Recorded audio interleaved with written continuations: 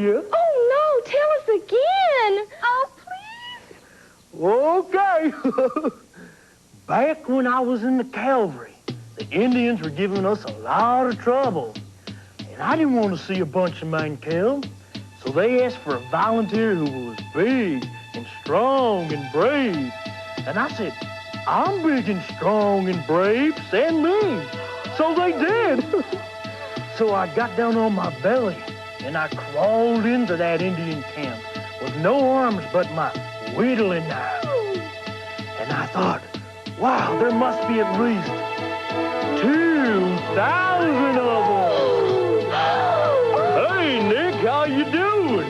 Trudi. So I thought, how can I capture him? And then it came to me. Will somebody explain to me how a novice, a freshman, a mere rookie, if you will, is outdoing me, the master of romance, the dating king of Dry Gulch, the Romeo of the range?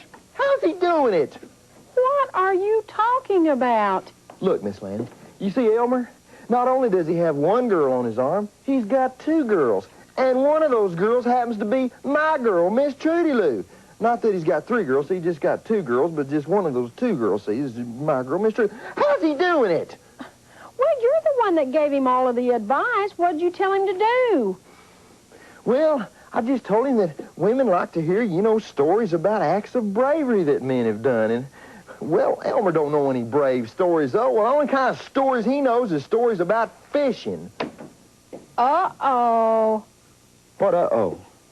Well, if he's telling them stories like he tells his fishing stories, they're probably stretched way out. Oh, you mean like the time he told the story about the fish he caught that was so big he fed the whole state of Texas? Lar, pants on fire, hanging on a telegraph wire. Excuse me, Miss Lana. With my vast intelligence, I have got to investigate this matter. That's a good idea if you want to get Miss Trudi Lou back. Hey, Miss Trudi Lou. Trudi Lou? Hey, it's me, Nicodemus.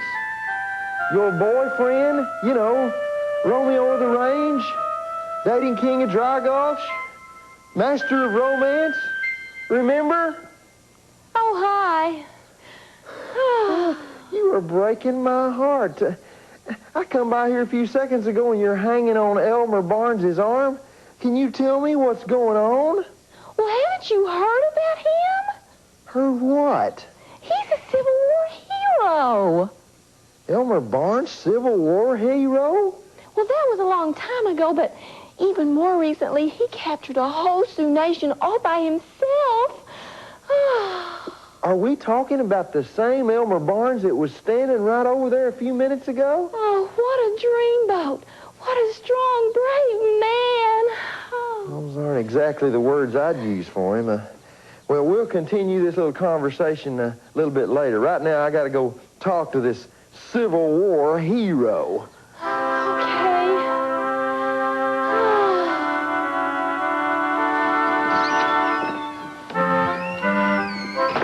Well, Sheriff, Wells Fargo is deeply in your debt for the capture of Slim Watson. Well, I reckon you guys want to see that I get this money to the right man. The right man? Well, yeah, Ned's the one who's got this reward money coming. Well, aren't you the arresting officer? Well, yeah, but it was Ned who got the drop on the outlaw. See, by the time I got to his house, he already had old Slim cornered. Well, you ought to keep some of it for yourself. Well, now, the way I read those wanted posters, it's the man who captures the outlaw who gets the reward. Yeah, but this is cash. Nothing says you can't keep a little for yourself and give the rest to this fella Ned. Nobody's going to know the difference. Look, I'll know the difference, and what's more important than that, God's going to know the difference. I can't do that. Well, suit yourself, Sheriff. Suit yourself, but if it were me, I'd keep a little of that cash for myself. Well, one thing's for certain. Ned's never seen $5,000 in his life.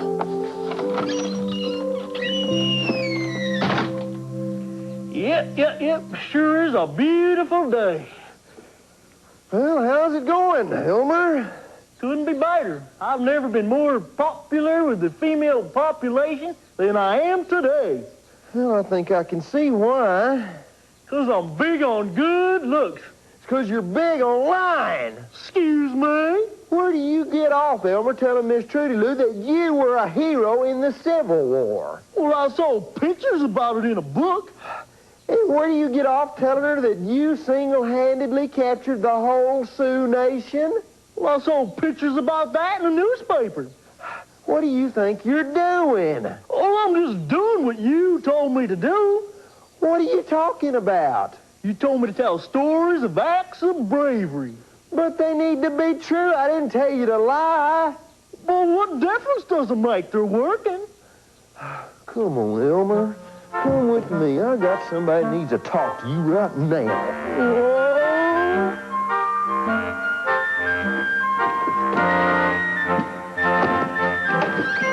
Get in there. GB, I want you to counsel Elmer here right now. Well, what seems to be the trouble? He stole my girlfriend. Oh, Nicodemus, I can't do anything about that. Why, you know the old saying, all's fair in love and war. Well, it's how he did it. Tell him how you did it.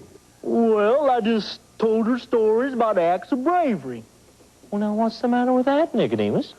Well, tell him who the stories was about. I was in them.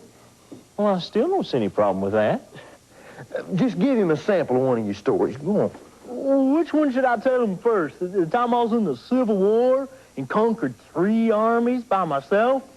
Or when I captured the Sioux Nation single-handedly? Elmer, you were never in the Civil War, and everybody knows you've never fought Indians. Now, why would you go and say something like that? Well, it works, and the girls really like me. But that still doesn't make it right. That's a lie. Well, lie or not, it works. Elmer, if you have to lie to get those girls to like you, you're going to have to lie to keep them. Sooner or later, they're going to find out you've been telling them lies, and they're going to be awfully upset at you, Elmer. Now, listen to me. It may not pay off right away, but in the end, it always pays to tell the truth.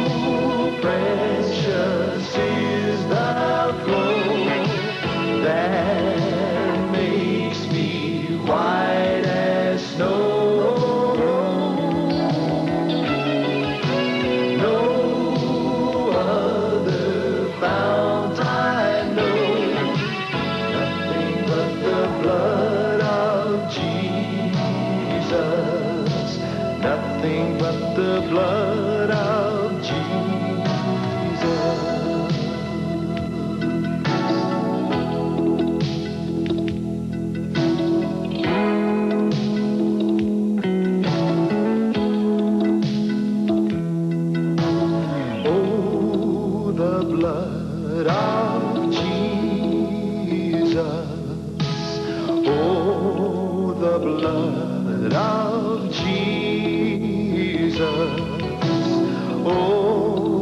the blood of Jesus, it washes white as snow.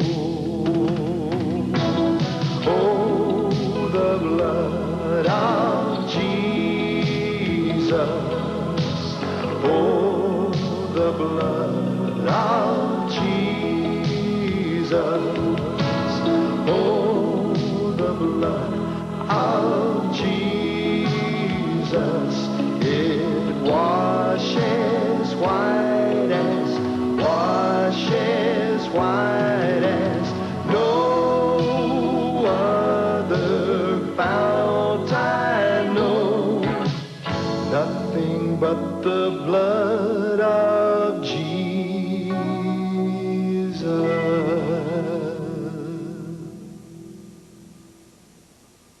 Believe it or not, it never pays to tell a lie. It always pays to tell a truth.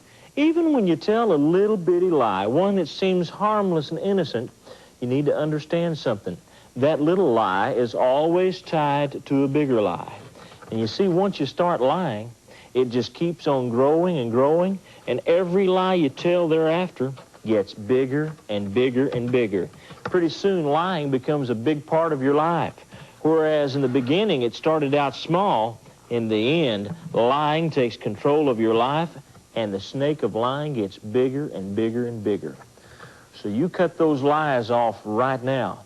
Don't tell lies anymore. If you've told lies, you ask God to forgive you.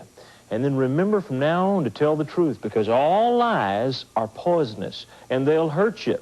And if you allow for lying in your life right now, it won't be long till you're totally controlled by it. Everything you do and say has a little bit of a lie in it. So remember, it always pays to tell the truth, and every lie is poisonous.